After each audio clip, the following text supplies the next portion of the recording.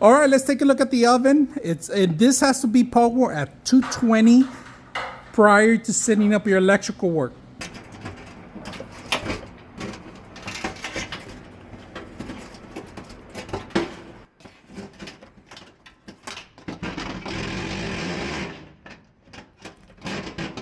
So here we connected the wires, and this label is showing you the colors that you're supposed to put in there so you don't make a mistake. It shows you the green, the black, and then the red. And as you see, we got green, black, and red as shown on diagram. And then you get this cable out here. Make sure it's out, this protector cable, along with this infused with silicone cover, so it won't get hot or heated. This you have to have plenty of space wherever you're going to run the power from too. All right, so we set up a timer for right now to test it out. We're going to put maybe 150. So you lift the button up. We're going to put 150, and then we're going to put conventional oven. And all you got to do is turn it on and look at the inside. It's coming on. LED lights come on. You can hear the machine running. And of course, we can open it while it's still hot in there. You can hear the fans. It's not hasn't heated up yet, but it's gonna heat up right now. So we're gonna let it run for a bit. Also, they give you included a rotisserie chicken rod that you have in there that you could set up in there. Now, when you set it up, the plastic, do not include the plastic. You rod in there, and there's a little area in the corners that we're gonna show you guys where they actually go. If you're gonna roast the chicken, there's a rod there that you see, a hole right there. There's one right there, and the other one goes in there. Once you book it in there, it's automatically start spinning, but you gotta actually set it up in here to roast the actual system, all right? So you start spinning it. So this thing is actually a beast compared to the older one I have. It's a little bit more difficult, the other one, than this one. I like this dials instead of a push button.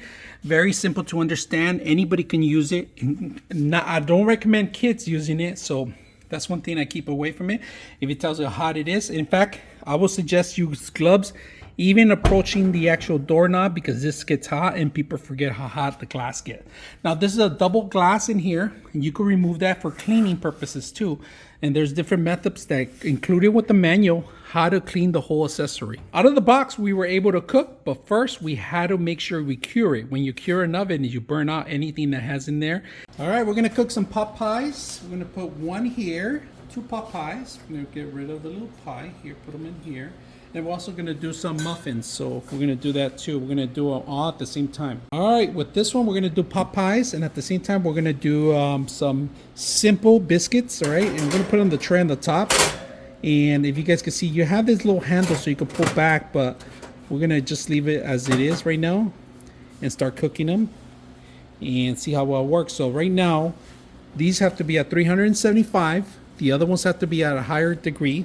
But we're gonna get these out first so we can enjoy a little dessert prior to eating our little Popeyes. So let's go ahead and start the process. So we're gonna put it right now at 300 to 350 degrees. So we're gonna do 350.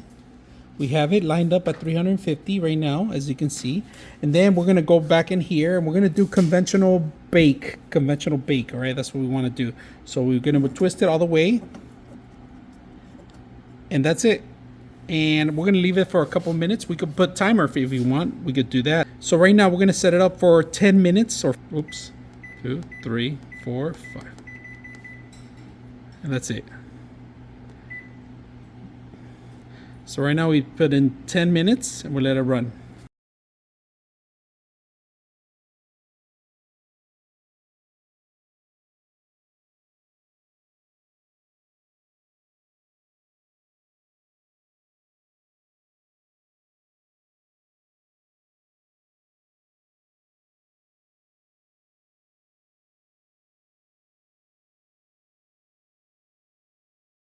So the timer goes from 2 minutes where we have left, and it goes back to a regular clock so you guys can see it. It cycles between the two. Right now we have 1 more minute.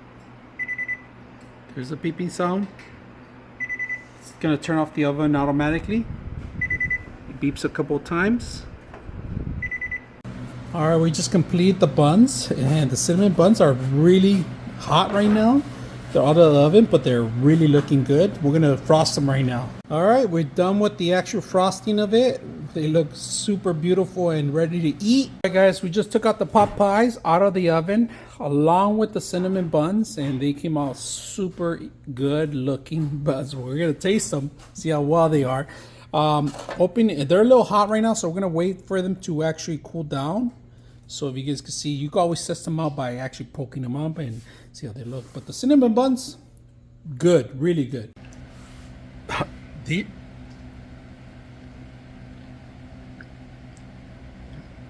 Came out really good. Well cooked all around. It's like buying real off the market cinnamon buns. Beautiful.